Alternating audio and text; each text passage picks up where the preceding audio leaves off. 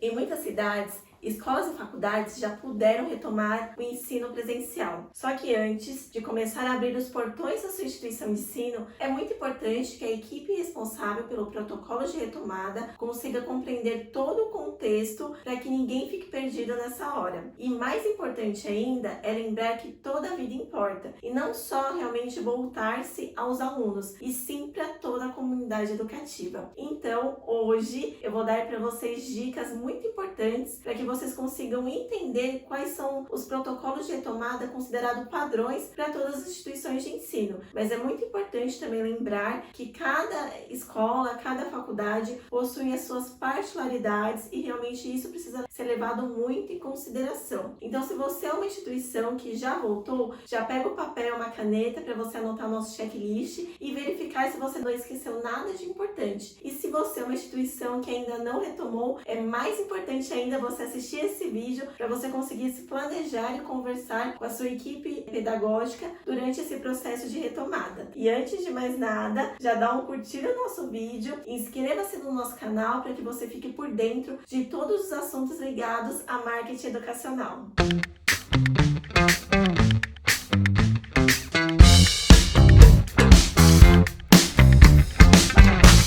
Hoje a gente vai falar um pouquinho sobre protocolos de retomada. E para isso, nossa convidada Gisele está aqui presente no nosso canal para que ela consiga conversar aqui com a gente, falando um pouquinho da experiência exatamente de procedimentos, o que é mais importante, o que precisa ser levado em consideração. Então vamos lá, Gisele. Primeiro ponto que toda instituição tem muita dúvida é qual que é o momento ideal para essa retomada de aulas presenciais.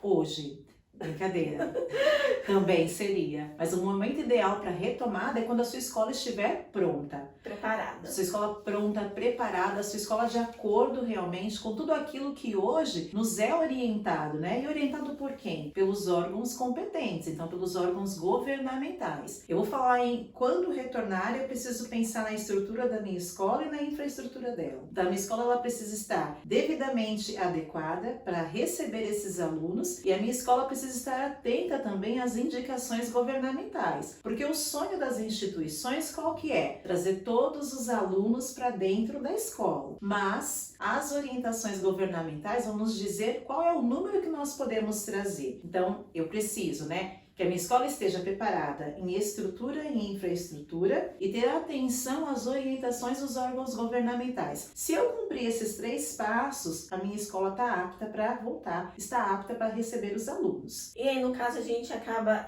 seguindo a orientação do governo, da prefeitura. O que você acha mais adequado? Qual que é o certo a ser feito, na verdade? Essa é a questão, Andréia. Qual o certo a ser feito? O governo, vamos falar especialmente de São Paulo, quase toda semana nós temos uma coletiva de imprensa na qual o governador vai nos trazer alguns passos para essas fases de transições. No entanto, quem nos direciona a cidade de São Paulo, tá, pessoal? Prefeitura. Então, por mais que o governo fale assim, olha, nós podemos trazer para a escola 70% do número de matriculados. Se a prefeitura disser que nós só podemos trazer 35%, nós vamos trazer 35%. Outro fator importante, ter atenção a esse número, entender realmente aquilo que está sendo nos apresentado nesses decretos. Ele fala sobre 35% do número de matriculados e não do número de alunos por sala, porque se fizermos isso, nós vamos ultrapassar esse percentual. E esse percentual pode mudar de cidade para cidade, então por isso que é muito importante realmente você se atentar ao que está dentro aí da sua localização. E assim, Gisele, essa questão de quando retomar,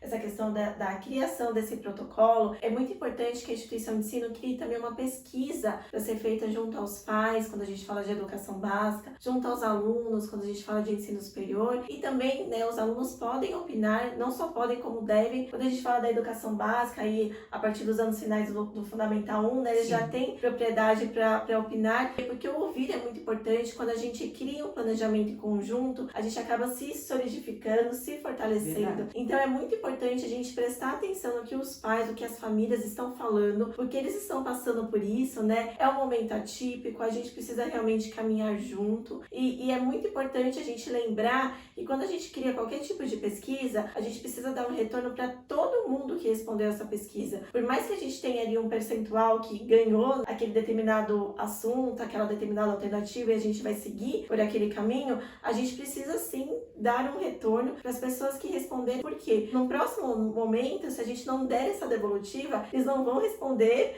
E a gente sabe que, se colocando no lugar deles, né, é muito complicado quando a gente dá uma opinião e a gente acaba não tendo nenhum feedback sobre isso. Não que todas as opiniões precisam ser colocadas em práticas, porque não tem como, mas é importante realmente estabelecer uma comunicação, estabelecer aí uma transparência para que a gente tenha uma parceria muito boa, muito forte nesse momento, nesse contexto atípico para todos. Então, falando um pouquinho também sobre essa questão, Gisele, eu gostaria que você falasse sobre a questão dessa reflexão que as famílias precisam ter, que os alunos precisam ter nesse momento de retomada, né? Porque a gente sabe muito bem que muitas instituições já voltaram aí para o ambiente presencial, só que a gente tem os finais de semana, que muitas famílias acabam saindo, passeando, encontrando com amigos que acabam não estando aí na convivência aí diária dentro das casas, e a gente tem os famosos grupos de risco, né? Como que as famílias, como que os alunos conseguem se organizar para que eles consigam também ajudar na construção desse protocolo, para que a gente tenha todo esse trabalho de protocolo, mas que realmente ele aconteça, tenha como objetivo a segurança de todos. Olha, é assim, excepcional essa pergunta, né? Porque nós vamos falar sobre o protocolo, você falou e muito bem sobre a realização de uma pesquisa. Quando a gente pensa nessa estrutura para o retorno, eu preciso colocar na estrutura também as famílias e trabalhar sim com essa pesquisa. Ao mesmo tempo, nessa pesquisa ou em outro bate-papo, em outro comunicado, em outra interação com a família, nós precisamos deixar claro que a oportunidade de voltar à escola, ela só vai acontecer para as famílias que estão sim cumprindo um protocolo também coletivo. Então eu não posso pensar assim que a escola está se cercando de todos os cuidados para garantir a segurança, né, dos alunos, da equipe docente, de toda a comunidade educativa, se em casa isso não acontece. Vale lembrar ainda que o espaço da escola, por que nós falamos do escalonado? Justamente para que nós consigamos aí diminuir o fluxo de pessoas na escola. Então eu não posso pensar em diminuir o fluxo de pessoas na escola se de repente aquele meu aluno e sua família em casa, nos finais de semana, não tem esse cuidado. Vale destacar ainda que a escolha de voltar para o presencial ou não é da família. Então a família pode fazer isso. E quais são os pontos que a família deve levar em consideração para fazer essa escolha? Voltar ao presencial ou não? Então, primeiro, olha para a sua realidade. Dentro da sua casa existe alguém que faz parte do grupo de risco? Vamos lembrar rapidinho alguns dos pontos principais que somam esse grupo de risco. O aluno mora com pessoas com idade igual ou superior a 60 anos? Se isso acontece, eu já tenho que prestar um pouco mais de atenção. Dentro dessa casa existe alguém, mesmo que não tenha essa idade, mas que tem alguma comorbidade? Alguém na família ou o próprio aluno tem alguma síndrome respiratória? Se isso acontece, é interessante que a família não escolha ir à escola neste momento, a não ser que em casa, Andréia, não exista essa estrutura. Aí sim, a escola está ali para atender também esse aluno que está com essa dificuldade estrutural em casa. Da mesma forma, a escola vai pensar nos seus professores, na sua equipe docente, em todos os colaboradores ali. Então, se nós temos um professor com idade igual ou superior a 60 anos, ou um professor com algum tipo de comorbidade ou síndrome respiratória, esse professor ficará em casa. Ele não vai deixar de cumprir com as suas atividades, mas ele vai fazer isso de casa. Por que nós estamos pensando nesses grupos, seja na escola, seja em casa, para garantir realmente a segurança de todo mundo? Você falou muito bem, comunidade educativa não é só aluno. Então a escola faz sua parte, mas ela precisa contar que a família faça parte dela também. Isso, e como a Gisele comentou, não é obrigatório, né? Então, assim, é muito importante que a instituição crie um termo de consentimento da família e do aluno para que eles tenham essa opção de estar ou não estar dentro da instituição de ensino. Porque se em algum momento, um pouquinho mais lá na frente, acontecer qualquer problema, a instituição ela tem esse documento para que fica registrado que houve sim um aval da família, um aval do estudante para que ele estivesse ali dentro da instituição de ensino, né? Então, já pensando também nessa questão, Gisele, na própria situação da instituição de ensino, que muitos locais, infelizmente, muitos ambientes acabam ficando mais restritos, né, devido a esse contexto. Então, é muito importante lembrar que, por exemplo, a cantina, como é um ambiente onde a gente acaba tirando a máscara para poder consumir ali o alimento, tanto o colaborador quanto o aluno, é importante que eles tragam o alimento de casa, porque a cantina normalmente ela vai ficar fechada ou com restrições a grupos menores, e que tenha um local realmente bem arejado, um local onde exista a opção de fazer o consumo desses alimentos, mas de uma forma escalonada, para que não haja aglomeração. Da mesma forma, o bebedouro ele acaba ficando também mais restrito, então é importante que eles levem sempre garrafinhas de água, para que não tenham esse contato tão próximo. A questão dos armários compartilhados, o que mais são ambientes que acabam ficando também mais restritos durante esse momento? Então, o parque da escola, da educação infantil do Fundamental 1, é a praça que de repente tem na escola, é o próprio uso, acesso aos banheiros. Então, até isso vai ser feito de uma maneira diferente. Eu não posso ter, por mais que seja um banheiro com 10 cabines, eu não posso ter 10 pessoas ali dentro. Porque eu preciso lembrar que um banheiro é um espaço menor. A escola está passando por várias adequações, né? Então, e readequações também na questão de lugares mais arejados e tudo mais, mas o banheiro não é indicado. Então, veja, Andréia, que todo mundo passa por uma reeducação em todos os sentidos. A escola vai passar por essa reestrutura que, na verdade, vai reeducar a família também, o aluno, e todo mundo vai aprendendo junto, né? Os espaços comuns, eles passam a ser bem mais limitados ou extremamente proibidos. Então a gente precisa ter essa atenção e esse cuidado. E a família vai colaborando conosco nesse sentido também, né? Então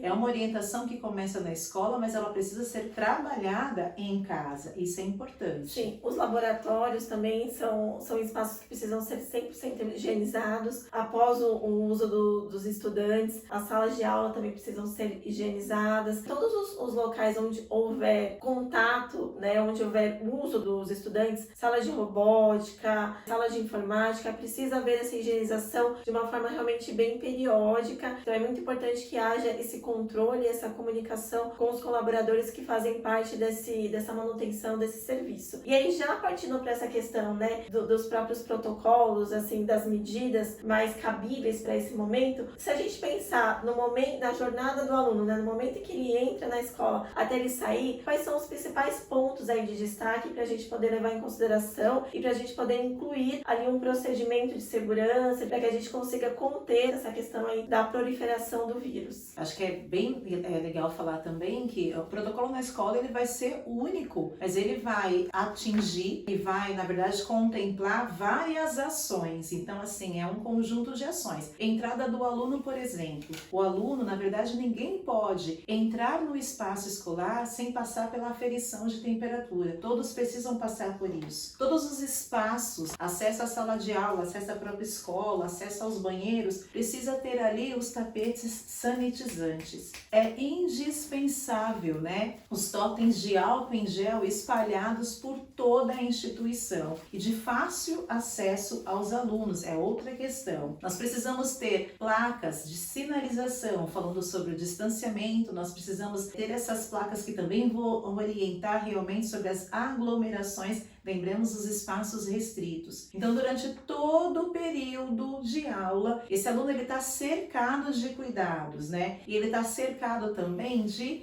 orientação sobre novos hábitos. E qual é a responsabilidade do aluno e da família? Então, fazer isso junto conosco, né? O aluno vai para a escola, mas ele vai para a escola também muito bem equipado, com no mínimo 3 máscaras para fazer essas trocas de maneira periódica. Esse aluno ele precisa ter o seu álcool em gel. Tem que ter álcool em gel dentro da sala de aula? Precisa ter, mas o aluno também precisa ter o seu álcool em gel. O aluno vai levar para a escola a sua garrafinha de água, porque os bebedouros que antigamente nos davam a oportunidade de beber diretamente ali no instrumento, hoje em dia não mais. Então hoje em dia nós temos aquele bocal do bebedouro que é bloqueado e nós temos o bebedouro só com acesso para garrafinhas. Então não dá para compartilhar, como você falava anteriormente. O aluno não vai compartilhar nada e o professor, né, a equipe, os professores auxiliares estão ali justamente para garantir que tudo isso possa acontecer. Então repara a segurança desse ambiente. Muitas famílias falam assim, tudo bem, mas e se aquele aluno entrar e ele tiver com 37,2 de febre? O que acontece? Lembra da estrutura da escola? Então existe um espaço para que esse aluno possa ficar e ele não fique isolado ali. Então não é uma sala, por exemplo, de isolamento, jamais, mas é uma sala de observação. Esse aluno, ele vai ter que voltar para casa, então a família vai ser acionada, esse aluno vai voltar para casa. A mesma coisa acontece, Andréia, com aquelas famílias que às vezes têm um ritmo diferente nos finais de semana. Eu acho que é toda uma estrutura e uma readequação que todos estão aprendendo. Sim, as próprias brincadeiras também, né, que o brasileiro gosta muito de tocar, de abraçar, então é muito importante que nas comunicações haja essa questão também de evitar esse tipo de contato, de mostrar os sentimentos, de mostrar a empatia, de mostrar a amizade de uma outra forma. E o interessante, Gisele, é que essas medidas que você acabou de falar, elas se estendem também para os colaboradores. Sim. Então a questão das trocas das máscaras, muitas vezes a própria instituição acaba fornecendo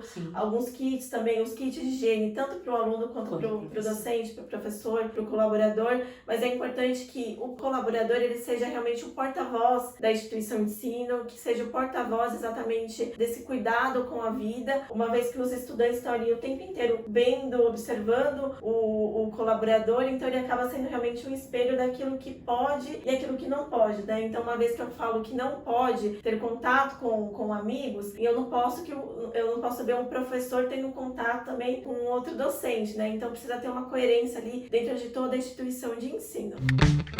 Bom, essas foram as dicas, né, para que vocês possam criar aí o checklist ideal para a sua instituição de ensino. Mais uma vez eu repito, são sugestões de uma forma genérica, de uma forma realmente que há um padrão entre as instituições de ensino, mas é muito importante que você se atente a tudo que realmente esteja dentro da sua região, esteja dentro da sua escola, esteja dentro da sua faculdade, esteja dentro das respostas provindas da pesquisa que você realizou junto com as famílias, junto com os estudantes, e a gente fica aqui à disposição para que você tire suas dúvidas, converse um pouquinho com a gente também, deixando nos comentários aqui embaixo do vídeo temas que você quer que a gente fale um pouquinho nos próximos vídeos, né, Gisele? Isso mesmo. E assim, pessoal, é muito importante também lembrar que essa questão de protocolo, essa questão de como a instituição se comportou nesse momento de isolamento social para as épocas de campanha de matrícula e campanha de rematrícula. Por quê? Mostrar a escola, a faculdade em movimento, que ela não parou, que existiu ali uma aprendizagem, apesar de tudo, os estudantes continuaram aprendendo, é muito importante, porque mostra exatamente a resiliência, mostra a adaptação, né, nesse momento, porque infelizmente essa questão de pandemia, ela vai acabar com certeza, mas podem acontecer outras situações em que a gente precise se readaptar, ressignificar situações na educação. Então, no momento em que eu vejo uma instituição de ensino realmente atenta a isso e que seguiu todas as orientações necessárias, que os estudantes continuaram aprendendo, que houve aí realmente uma sinergia, um engajamento, um trabalho humanizado, então com certeza isso vai ser levado em consideração no momento em que eu decidir pela escola ideal, pela faculdade ideal, pela universidade ideal. Então, pessoal, muito obrigada por estarem conosco nesse momento. Muito obrigada, Gisele, pela sua participação. E a gente se vê no próximo vídeo. Mas antes, né, Gisele? Isso. Não se esqueça de curtir o nosso vídeo e se inscrever no nosso canal para que você acompanhe todas as informações sobre o marketing educacional. Muito obrigada, Andréia. Eu que agradeço mais uma vez. Até a próxima, pessoal. Até, gente. Até mais.